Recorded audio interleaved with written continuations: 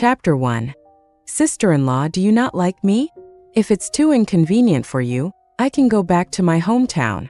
Nancy's tearful voice echoed again in my ears, and the sharp pain from my mother-in-law's elbow jabbing into my waist jolted me back to reality. This familiar scene made me realize I had been reborn. I was reliving the day Nancy first came to our home, and my mother-in-law, who had always refused to live in the city, was now holding Nancy's hand and making decisions for me. It's not for her to say, "You're part of the Smith family. You can live wherever you want." If she, a barren hen, dares to say no, I'll have Young divorce her. Young gestured for his mother to mind her words, then turned to explain to me, still stunned by the situation. My cousin and I grew up together. If she hadn't saved me from drowning when we were kids, I probably would never have met you. Her husband abandoned her, and she's struggling. If we can help, we should. In my past life, I was brainwashed by Young and my mother-in-law. Without a second thought, I let Nancy stay. Nancy used the fact that she saved Young's life, combined with her distant cousin status, to make my life unbearable. Meanwhile, my mother-in-law, who had always made it clear she couldn't adapt to city life, handed Nancy over to me and quickly returned to the countryside. Young was always away, on business trips or working overtime. Even when he had time off, he spent it with Nancy, under the pretense of showing his cousin around the city. In reality, everyone in the neighborhood knew about their affair, except for me. When the child was born, it was a special needs baby, requiring a lot of time and care. Soon after, my mother-in-law and Young pressured me to quit my promising job to care for Nancy's child.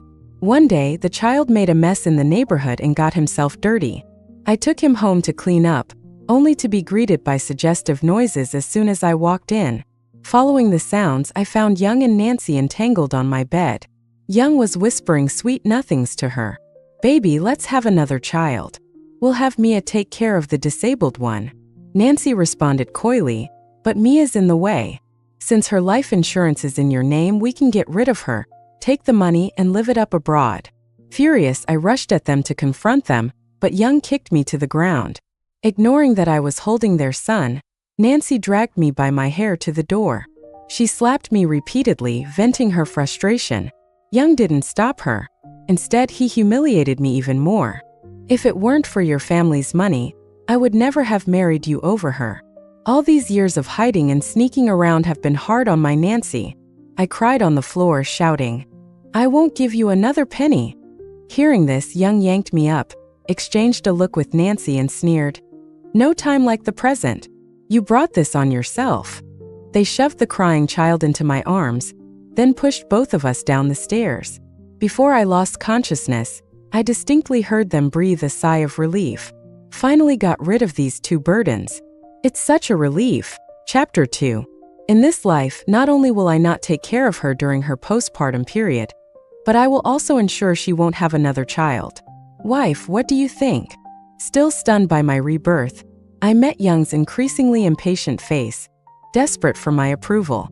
I blurted out without thinking, "Sure, welcome, sister." They both visibly relaxed, while Nancy, who had been silently observing my reaction, remained calm, confident that Young would choose her.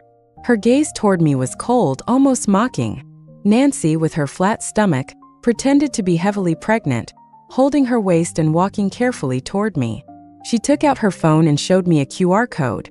"Sister-in-law, let's exchange contact information. We'll be living under the same roof from now on. I hope you'll be understanding." Her sweet voice made Young beam with pleasure. I immediately recognized her intentions. In my previous life, Nancy's social media was always hidden from me. But in this life, she had opened it up surprisingly. Her posts revealed that on the day of my wedding to Young, there was an hour when no one could find him. It turned out that he was at a hotel, comforting Nancy. Even our wedding rings were chosen by her, and she was the first to wear mine. In the photo, Nancy wore my wedding ring on her ring finger, holding another hand also wearing a ring. The caption read, "I'll consider this ring as your reservation for me." Then there was the honeymoon Young canceled due to a sudden business trip, which turned out to be a week-long getaway with Nancy on an island. The latest post showed Nancy holding an ultrasound scan. Another picture of their intertwined fingers, captioned, "The one who isn't loved is the third wheel." Throughout all these posts, Young only appeared in the form of his hands, his watch, or his ring. The boldest photo was of them kissing, seen from the side. And every post received a like from my mother-in-law. Even I, as naive as I was, could see that I was the one who wasn't loved. I realized this was Nancy marking her territory. After hearing my response, my mother-in-law placed Nancy's hand on mine, her earlier arrogance replaced by a more affectionate tone. That's right. You two sisters should help each other. Mia, as the elder sister, you should take good care of Nancy. I quickly withdrew my hand and discreetly wiped it on my clothes. You've got it wrong. I'm not lucky enough to be Nancy's sister. I've never been pregnant, so I don't know how to care for someone expecting. If anything goes wrong with Nancy's baby, how could I ever face your trust? Nancy's face tightened, her brow furrowed. I continued at a measured pace. Since Nancy is part of the Smith family, it should be my experienced mother-in-law taking care of her. I'll prepare the guest room. From now on, mother-in-law and Nancy will need to share it. My mother-in-law stood frozen, stunned by my words. She had never expected her usually obedient and timid daughter-in-law to embarrass her so blatantly in front of others. She signaled Young with her eyes. Young opened his mouth to speak, but I quickly cut him off. Recently, the company has been demanding a lot from me, and the boss is pushing me hard. I'll be staying at the office for a while. With that, I grabbed my designer handbag, shot a glance at Nancy, and left without looking back. Chapter 3. The project I was handling was indeed pressing, and the boss had arranged for me to stay in an apartment near the office. After a week of immersing myself in work, I realized Young hadn't called me for days. When I had first moved out, he had pretended to miss me, assuring me that he would take care of everything at home. During a rare break, I remembered that my parents had installed a camera in the living room for security when they first bought the house, worried about my living alone. When Young moved in, they deleted the app and asked me to remove the camera. I hadn't bothered to do so, nor had I mentioned it to him. It was around dinner time when I checked the camera and overheard Nancy's sharp voice. Why is it all vegetables? Where's the meat? Are you trying to starve my son? My mother-in-law, drenched in sweat, bent down to clean up the food Nancy had knocked over, all the while smiling and trying to calm her down. It's my fault. Don't get upset. My precious grandson is the most important thing. Nancy's once gentle demeanor was long gone. Now, with the protection of her pregnancy, she treated my mother-in-law like a servant, and my mother-in-law, eager for a grandson, endured it. Seeing her foot covered in food, Nancy scowled and plopped down on the sofa, barking, "I'm not eating. Get me some water to soak my feet."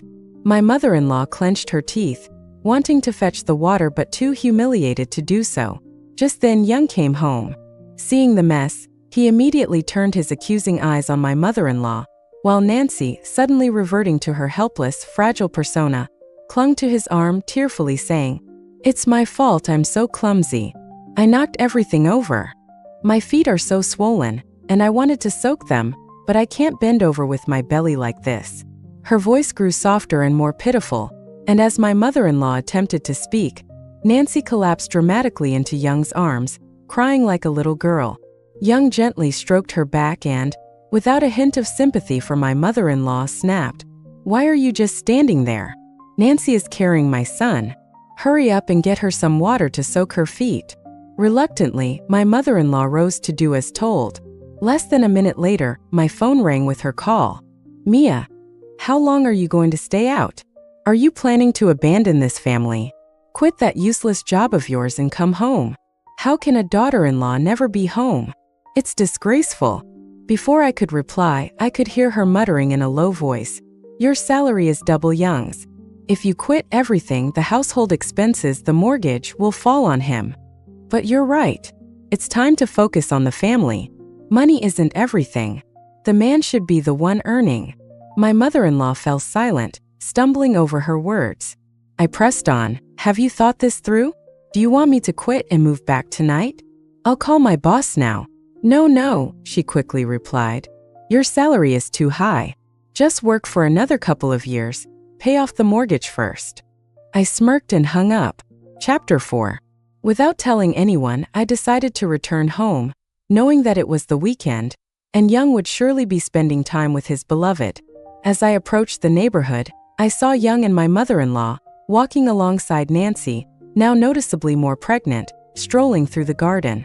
Passers-by were quick to compliment my mother-in-law. "You're so lucky. Your daughter-in-law is so young and beautiful, and she's carrying your grandchild." My mother-in-law beamed, her smile wide and genuine. There was no sign of the earlier resentment she had felt from Nancy's mistreatment. She now appeared the picture of a proud, doting mother-in-law. "Yes, my son really is something. He found such a wonderful daughter-in-law."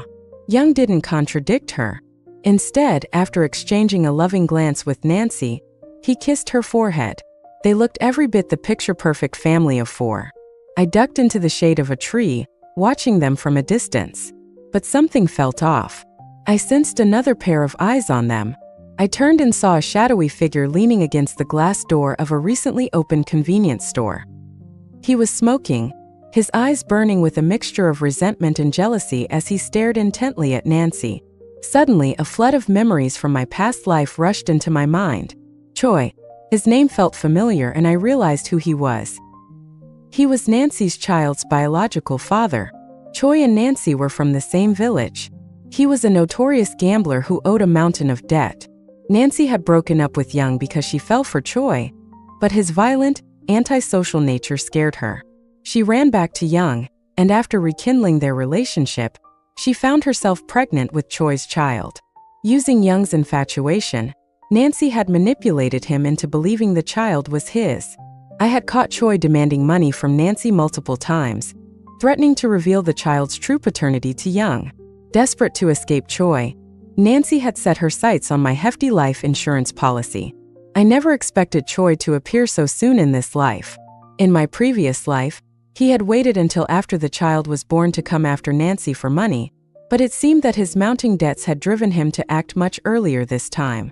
I rushed upstairs and opened the door to find Young and Nancy in the same intimate pose I had seen on the surveillance footage. Nancy was nestled in Young's arms, and he gently caressed her face. They were lost in conversation, discussing potential baby names, completely unaware of my icy presence in the living room. Chapter 5. My mother-in-law was the first to notice me. She coughed exaggeratedly, drawing their attention. The two of them quickly pulled apart, Nancy moving with surprising agility for someone who was supposedly a fragile, pregnant woman. "Wife, why didn't you let me know you were coming home?" Young asked, his voice filled with nervousness. "Nancy wasn't feeling well, so I was just helping her with her stomach," he continued, but his rushed explanation only made things worse. My mother-in-law and Nancy exchanged glances, clearly preparing to explain themselves. Before they could say anything, I swiftly wrapped my arms around Young's neck, suppressing my disgust, and planted a kiss on his stunned face. "Honey, I got a promotion," I said brightly, as if nothing had happened. "I came home to surprise you, but you don't look happy," I added with a playful smile.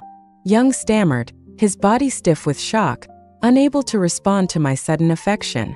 "I thought you'd be mad about me and Nancy," he admitted, his voice faltering. I hugged his waist, resting my head against his chest, listening to the erratic beat of his heart. My smile widened, feeling triumphant. "Why would I be mad about you being kind to your cousin?" I said lightly. "Unless, of course, you're having an affair behind my back." Nancy froze, her face paling. Young tensed, his unease growing. My mother-in-law, pretending to be busy sweeping the floor, avoided my gaze. Young's heartbeat quickened, and I seized the moment to speak again. "Just kidding," I said, squeezing his waist affectionately. "You're so good to me. I'm just trying to be good to you too. That's why I've decided to use my bonus to buy you the car you've wanted for so long," I added with a teasing grin. Young's face immediately softened, surprise lighting up his eyes. Once he confirmed he hadn't misheard, he didn't care that Nancy was right there. He wrapped his arms around me, kissing me several times in his excitement. Seeing that her son was getting something from me, my mother-in-law quickly chimed in with approval. But Nancy, clearly irritated, looked like she was about to explode. Her eyes darkened with anger, and she let out an exaggerated sigh, collapsing onto the couch. "My legs are cramping again. I shouldn't have gotten pregnant. It's just too much trouble," she lamented, forcing a couple of tears to fall as she looked at me, her voice full of grievance. Sis, could you get me a basin of warm water to soak my feet? I heard it helps with pregnancy and it's supposed to bring good luck for getting pregnant, she added, as if she were asking for a simple favor. My mother-in-law instinctively started to head toward the bathroom, but Nancy's sharp voice stopped her. Are you really trying to get pregnant at your age, Aunt? Let me take care of it, I'm much younger. Besides, sis, you've been married for years and still haven't had a baby. If you didn't know better, you might think she can't have kids, she said with a smug tone, as if it were some kind of judgment. Everyone stood frozen, waiting for my reaction. I wiped the smile off my face and set my purse down. Then I walked directly to the bathroom. Behind me, I heard Young quietly express his frustration with Nancy. She was just about to buy me a car, don't make it look so bad, he muttered under his breath. Nancy, now feeling humiliated, hissed back, her voice low but filled with anger. You actually scolded me for her? Did she really kiss you and make you that happy? I returned, holding a basin of steaming water, the argument stopping abruptly. Young moved as if to help me carry the basin, but I quickly dodged him. To help her soak her feet. It's for good luck. I thought I'd try too. Maybe it'll help us have a son, I said, my tone dripping with sarcasm. Nancy leaned back on the couch, clearly pleased with herself. Thanks so much, sis. If you take good care of me, you'll get the luck too, she said with a smug grin. But as soon as her feet touched the water, she yelped in pain, pulling her feet back as the hot water burned her skin. This is way too hot. Are you trying to kill me and the baby? She cried out, throwing a fit. She was trying to lift her foot out to splash the water onto me, but I acted faster. I tipped the entire basin over, dousing her head with the scalding water. Everyone gasped in shock, frozen in place as Nancy stood there, speechless, with water dripping down her face. She looked horrified, unable to even make a sound. Young started to move toward her, but I stepped in front of him, my eyes filled with fake innocence. Sorry, it was my fault. The water was too hot, and I couldn't hold the basin properly, I said, looking up at him with a pitiful expression. I burned my fingers. How am I supposed to sign the papers for the car now? Young, desperate for the car, ignored Nancy's distress and kissed my hand in sympathy, rubbing it gently. Nancy quickly regained her senses and started crying uncontrollably. Young, the one who's hurt is me. And the baby inside me, she sobbed, trying to regain his attention. Young's face darkened, his patience worn thin. He couldn't stand being manipulated like this. Nancy, have you had enough? He said coldly. If you can't carry the baby here in the city, then go back to the countryside and do it there. If you want to, you can stay at the ancestral hall, he added, his voice stern and final. I couldn't help but interrupt, unable to hide my amusement. Oh dear. Looks like your luck ran out, Nancy. Want me to bring you another basin? Hearing the coldness in Young's tone, Nancy knew she was in trouble. If she went back to the countryside, she would be at the mercy of Choi. Reluctantly, she grabbed her things and stomped off to the bathroom, her frustration evident. Before leaving, she kicked the water basin with all her might, splashing water everywhere in an angry outburst. Chapter 6. Early the next morning, I went to the convenience store and asked Choi about some items they didn't have. Boss, do you have this brand of shampoo? Choi, smoking his pipe, glanced at me, then at my apartment and shook his head. No.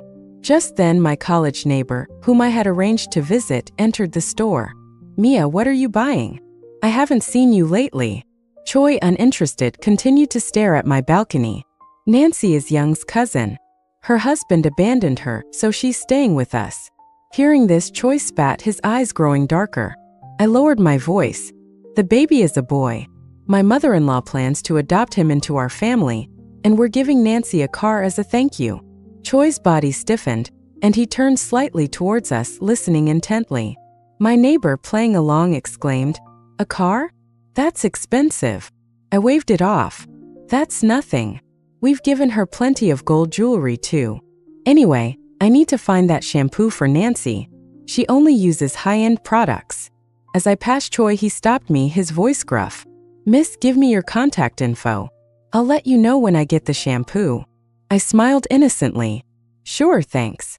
That afternoon, Young and I picked up the car. Since I agreed to pay off the loan, the car was in my name. Young didn't mind. I took a photo in the car and posted it on social media, visible only to Choi. A new car for my cousin Nancy, who's carrying the Smith family heir. Within a minute, Choi liked the post. I installed a dashcam and audio recorder in the car, took the spare key, and let Young drive me to work. He left happily. Within half an hour, I saw on the dashcam that Young had picked up Nancy and was shopping for baby items. They didn't bother with prenatal checkups but bought plenty of flashy things. No wonder the child they had in my previous life was a special needs child. It seemed they had returned home. My neighbor sent me a video of Young revving the car's engine loudly, with all the windows down blasting music, making sure everyone knew he had a new car. In the distance, Choi lurked under a tree, watching Nancy carry bags of shopping. Nancy wore the gold and silver bracelets I had deliberately left out of the safe. They were well crafted and heavy, but the gold was only a thin layer over silver. That night, the dashcam recorded Choi dragging Nancy in front of the car. Every time she tried to escape, he slapped her, and she repeatedly explained, "How did you find me? This car isn't for me. Don't listen to others." Choi, filled with hatred, resented Nancy for running away and making their son take Young's surname. "You think you can fool me? I heard them say they bought you gold bracelets, and I saw you get out of the passenger seat. You know I need money, and you still ran off with a rich guy." Nancy, clutching the bracelet, denied it. "This isn't mine. Don't think about it. I can't afford to lose it." Choi, growing angrier, yanked the bracelet off her wrist. Nancy tried to call for help but was slapped again. "Don't hit me. I'll get you money. Just give me some time." Choi, satisfied with the bracelet, warned her, "If you run, I'll find you. Don't try any tricks." Nancy returned home crying, running into Young. Seeing her swollen cheeks, he asked urgently, "Who hit you? Let's call the police." Nancy sobbed into his arms, stopping him. "Choi found me. If we call the police, he'll be out in a few days and come after us. I took Mia's gold bracelet and Choi stole it. What do we do now?" Hearing it was Choi, Young trembled, remembering the terror Choi instilled in their village. No one dared challenge him. "Why did you take Mia's jewelry?"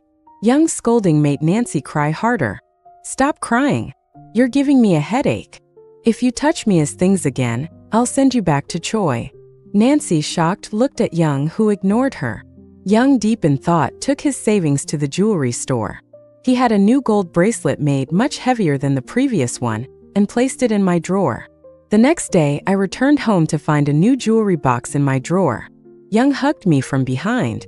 "Wife, I thought your old bracelet was outdated. To thank you for the car, I had it melted down and added more gold. I hope you don't mind." I looked into his guilty eyes. "You personally had it melted down and remade?" Young nodded eagerly, assuring me it was much heavier. I weighed it, indeed finding it heavier, and put it on, struggling to lift my hand. For the first time since Nancy moved in, I joined them for dinner. Nancy tried to sit next to Young but was pushed away. Young held my hand and I smiled at Nancy. "Thank you, cousin. Make yourself at home." Nancy, fuming, sat next to my mother-in-law. I announced, "I'm planning to sell this house. I bought it before we married and Young's name isn't on it. It doesn't feel right. We'll buy a bigger place. Nancy's baby will have a room." Young, excited, hugged and kissed me while Nancy glared, her eyes red with anger. My mother-in-law agreed. "Mia, you're right. A house without my son's name isn't a real home. Buy a bigger place and bring the old man to live with us." We happily discussed nearby properties, while Nancy sulked and left the table early. Passing the master bedroom, she saw the large insurance policy I had left on the vanity. Her eyes gleamed with greed as she read it. I packed my jewelry and house documents, leaving under Nancy's envious gaze. After listing the house, I checked the cameras. As expected, Nancy couldn't keep things to herself. After another encounter with Choi, she discussed it with Young. "What? Give up the house? Are you crazy?" Young's loud voice startled Nancy, who quickly handed him the insurance policy. "If Mia disappears, all her assets will be yours. With this policy, we can buy any house we want. We'll go abroad and escape Choi." Nancy, caressing Young's chest, aroused him. He hadn't been intimate since I left, and Nancy's pregnancy made him desperate. Young, breathing heavily, said, How do we make Mia disappear? I'm not going to jail. Nancy, undressing him, whispered, we don't have to do it ourselves. Use Choi to solve our problem. We'll be free and they'll be dead. It has nothing to do with us.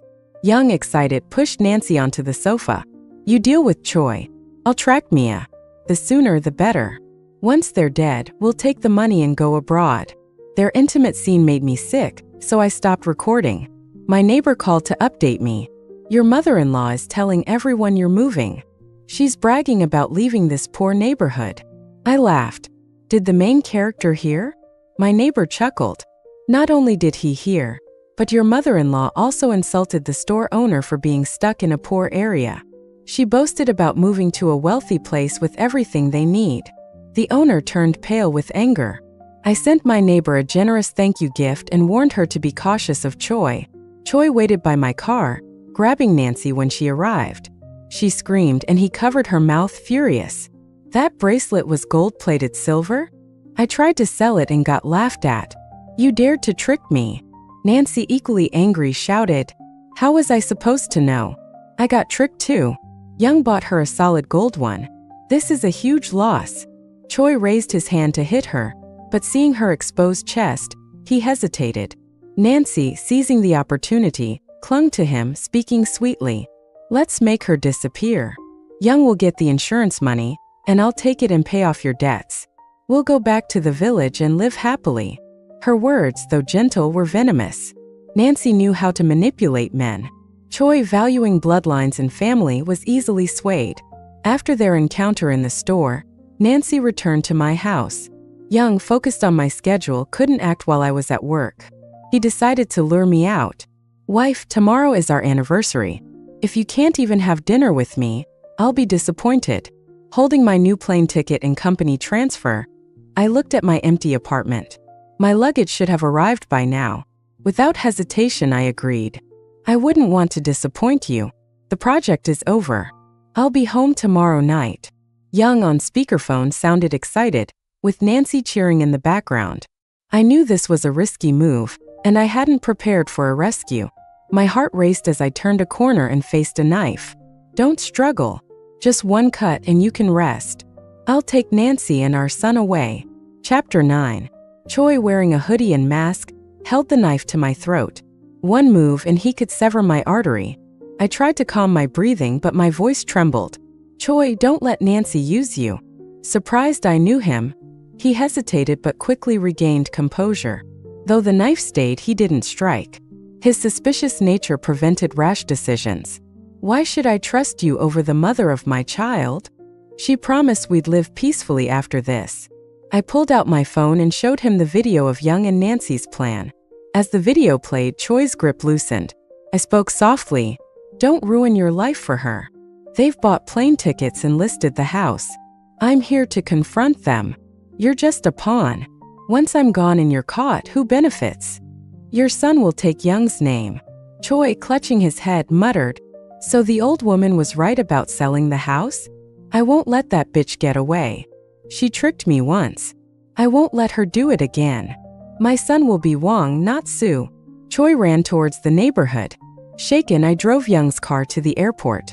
In the waiting area, I checked the home cameras. Young and Nancy were celebrating early, drunk and boasting about their wealth. Suddenly, the door was pounded. My mother-in-law, confused, opened it. The door barely opened before she was knocked down. Young and Nancy, seeing Choi with a knife, panicked. Choi grabbed Nancy, mocking Young. Thanks for taking care of my child. He tried to drag Nancy away. Come home, you bitch. Have my son, and I'll deal with you. Young, sobered, grabbed Nancy's other hand, demanding, what does he mean by taking care of his child? Whose baby is this? Nancy, unable to speak, confirmed the baby's paternity. My mother-in-law, realizing the truth, attacked Nancy. You whore. How dare you make us raise another man's child? I'll kill you. Choi watched, amused. The women's fight didn't concern him. He pushed Nancy to the ground. Young, unable to accept the betrayal, kicked Nancy's stomach repeatedly. My mother-in-law couldn't stop him. Blood pooled under Nancy, her screams bringing Choi back to reality. Seeing his son killed, Choi, enraged, stabbed Young multiple times. My mother-in-law fainted, convulsing. Nancy, seeing her future with Young slipping away, ignored her bleeding and tried to stop Choi. "Let go of Young. You can't hurt him." Choi elbowed her, breaking her nose. Nancy, desperate, grabbed a hammer from the TV cabinet. She repeatedly struck Choi's head, screaming, "Hit me, will you? Get up and hit me. I want you dead. I want you all dead." Choi's head was a bloody mess. The noise alerted neighbors and the police arrived, shocked by the scene. Nancy, holding the bloody hammer, cried over Young. The police quickly subdued her. She didn't resist, begging them to save her baby, feeling its movements. As my plane took off, I felt the fear of near death. After landing, the police called. I explained everything, providing the videos. I never heard from Young's family again, focusing on my work abroad. 3 years later, I returned to sell the house at a low price. I had my family sell the car. Staring at the empty house, I felt like my rebirth was a dream. My college neighbor called out, "Mia, you're back?" She had kept me informed and helped clear the house. She told me my mother-in-law had a stroke and was bedridden. Choi and Young died at the scene. The police confirmed I was a victim, so Young's family didn't bother me. Nancy was taken to the hospital, but the baby was lost. She was sentenced but soon went mad, repeating her mistakes. She was now in a mental hospital. Nancy had also been reborn, but her choices led to her downfall. She could have changed her fate, but she chose to repeat her mistakes.